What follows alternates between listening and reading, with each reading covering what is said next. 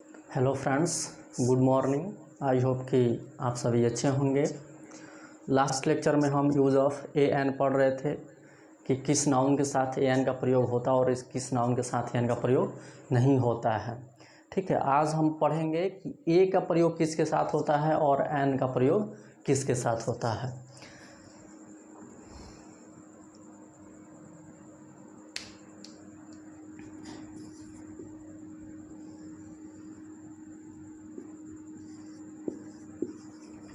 Use of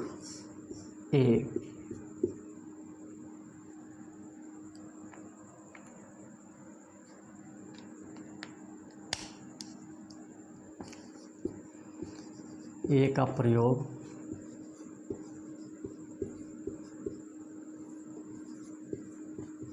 उस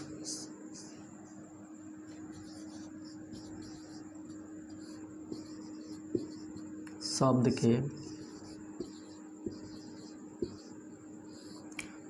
के पहले होता है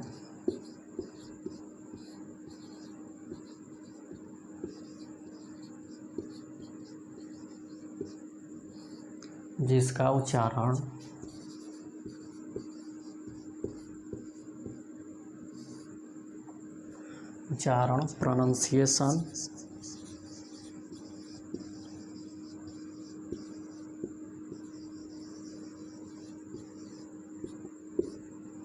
pronunciation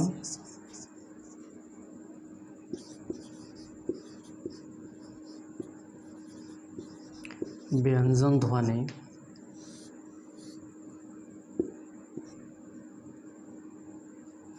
consonant sound consonant sound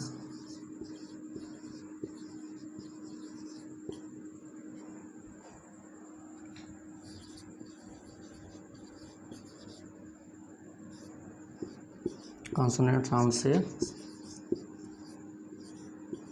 शुरू होता है।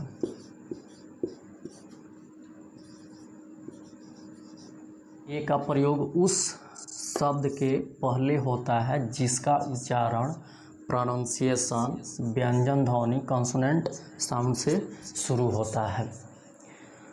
हम लोग पहले ये पढ़े थे कि जो ए का प्रयोग होता है ये कॉन्सोनेंट के पहले होता है और हम लोग के अकॉर्डिंग पहले ये कॉन्सोनेंट जो होता था, जो भी अल्फ़ाबेट में 26 लेटर्स होते हैं, जिसमें बताया गया था पहले हम लोगों को कि 21 जो होते हैं कॉन्सोनेंट होते हैं और 5 ववेल्स होते हैं, लेकिन ऐसा कुछ नहीं होता है। इंग्लिश में कोई लेटर न ववेल होता है न कॉन्सोनेंट होता है, उसका साउंड ववेल और कॉन्सोनेंट होता है। ठीक है, तो यहाँ पे अब ये समझ लेना है कि ए का प्रयोग उस शब्द के पहले करना है जिसका उच्चारण कॉन्सोनेंट साउंड व्यंजन ध्वनि से शुरू होता है। इंग्लिश में लेटर्स जो होते हैं 26 होते हैं, लेकिन उसका साउंड जो होता है 44 होता है। ठीक, इसमें ववेल साउंड जो होते हैं 20 होते हैं और कॉन्सोनेंट साउंड 24 होते हैं। कोई भी लेटर कॉन्सोनेंट और ववेल नहीं होता है, साउंड कॉन्सोनेंट और ववेल्स होते हैं। ठीक, तो यहाँ पे जो कॉन्सोनेंट साउंड होते हैं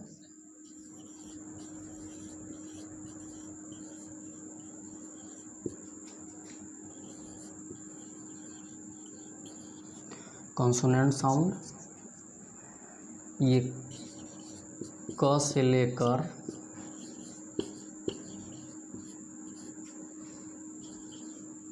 ह तक ये कॉन्सोनेंट साउंड्स होता है।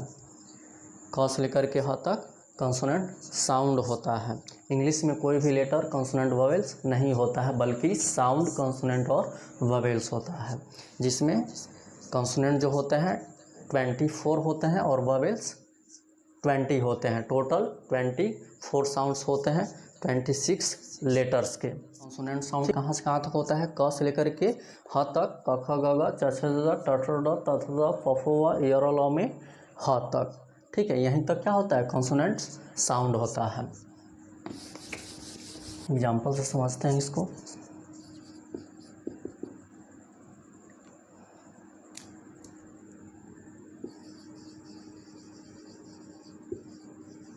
यूरोपियन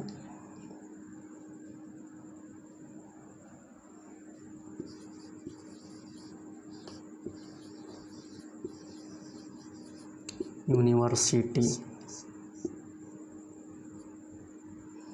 यूरोपियन यूनिवर्सिटी,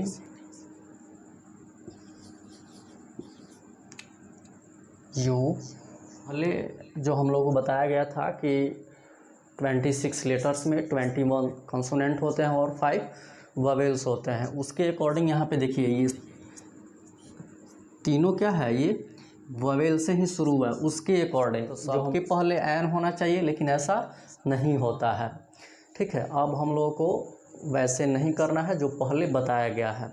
ये सब क्या है, इसका किसी भी शब्द के पहले हम आर्टिकल ए एन का प्रयोग करने से पहले उसका हम प्रोनाउंसिएशन, उसका उच्चारण हिंदी में लिखते हैं।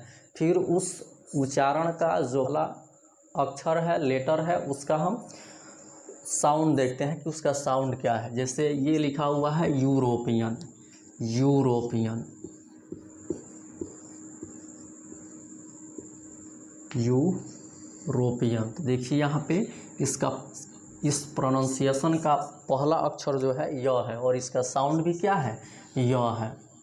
इसका साउंड य है, मात्रा को नहीं रखना है इसमें। ठीक है, केवल अक्षर को देखना है। यहाँ पे इसका पहला अक्षर क्या है, य है। इसका साउंड भी क्या है, य है।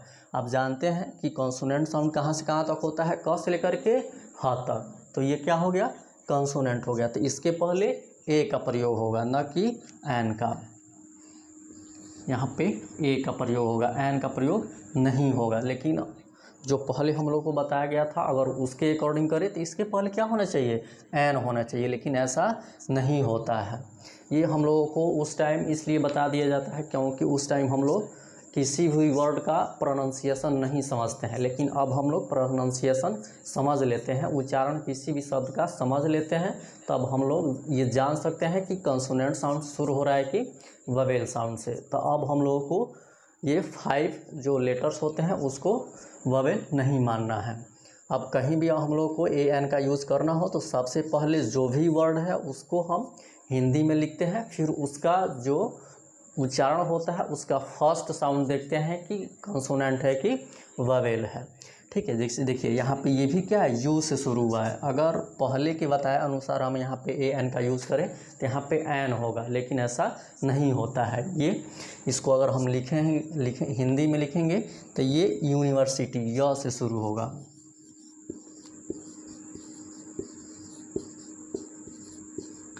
यूनिवर्सिटी। देखिए यहाँ पे इसका इस प्रोनाउंसिएशन का जो पहला अक्षर है क्या है, य है, और इसका साउंड भी य है। तो ये य जो होता है कंसोनेंट होता है और कंसोनेंट के पहले हमेशा ए का प्रयोग होता है, इसलिए इसके पहले भी क्या होगा, ए होगा। यहाँ पे देखिए ये भी क्या है, ई से शुरू है। ठीक है, इसका जब प्रोनाउंसिएशन लिखिएगा तो ये यू होता है, यू। ठीक है, क्या होता है, यू। इसका भी साउंड क्या है, य है, जो क्या होता है, कंसोनेंट होता है। तो इसके पहले भी ए का प्रयोग होगा। समझे?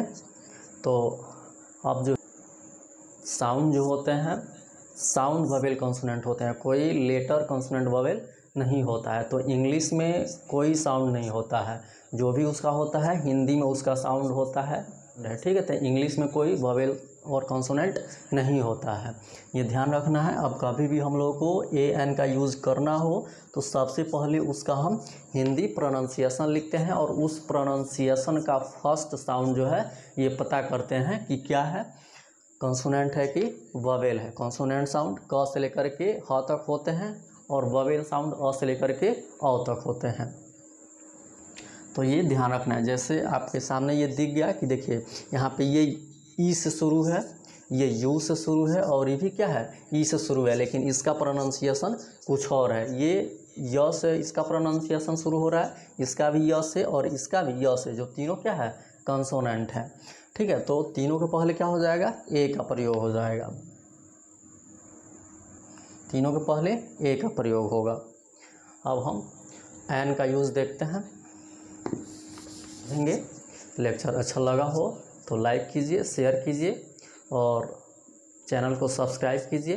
बेल आइकन को प्रेस कीजिए ताकि कोई भी वीडियो आए तो सबसे पहले नोटिफिकेशन आपको मिले और आप उसका लाभ उठा सकें। हमारे साथ जुड़े रहने के लिए आपका बहुत बहुत धन्यवाद। Okay, thanks.